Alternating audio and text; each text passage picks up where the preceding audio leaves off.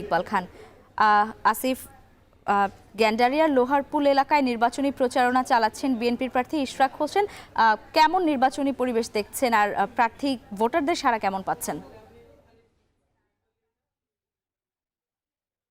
লাইবা যেমনটি বলছিলেন, এখানে বিএনপি মনোনীত প্রার্থী ঢাকা ৬ আসন থেকে ইশরাক হোসেন তিনি কিন্তু এখানে জনসংযোগ শুরু করেছে। আমরা আছি গ্যান্ডারিয়া লোহারপুল এলাকা জহির রায়হান যে সংস্কৃতি কেন্দ্রটি আছে তার সামনে, সেখান থেকে তিনি গণসংযোগটি শুরু করবেন এবং যেই জনসংযোগটি আমরা যতদূর জানতে পেরেছি আজকে দিনব্যাপী চলবে।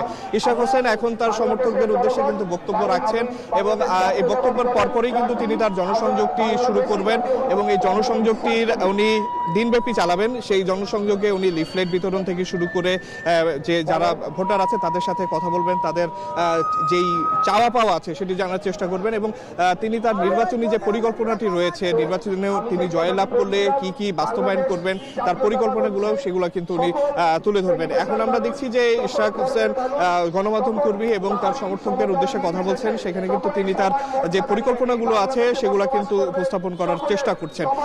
এছাড়া বলে রাখি, আমরা সকাল থেকে এখানে রয়েছি, আমরা দেখেছি যে এই ঢাকার দক্ষিণ সিটি কর্পোরেশন এলাকায় কিন্তু খুব সুষ্ঠুভাবে নির্বাচনী প্রচারণার কাজ চলছে।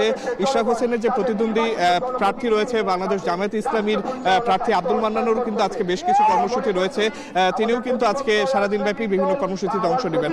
তো ঢাকার দক্ষিণ সিটি কর্পোরেশন থেকে যদি বলতে চাই যে এখন পর্যন্ত খুব শান্তিপূর্ণভাবে কিন্তু নির্বাচনী প্রচারণা কার্যক্রম চলছে এবং প্রার্থীরা ভোটারদের দাঁড়ে দাঁড়িয়ে গিয়ে কিন্তু নির্বাচনে তাদের যে পরিকল্পনা রয়েছে সেটি জানাচ্ছেন এবং ভোটাররাও প্রার্থীদের কাছে তাদের যে চাওয়া পাওয়া রয়েছে সেটি বলার চেষ্টা করছেন। তো এই ছিল আমার কাছে সর্বশেষ লাইভা।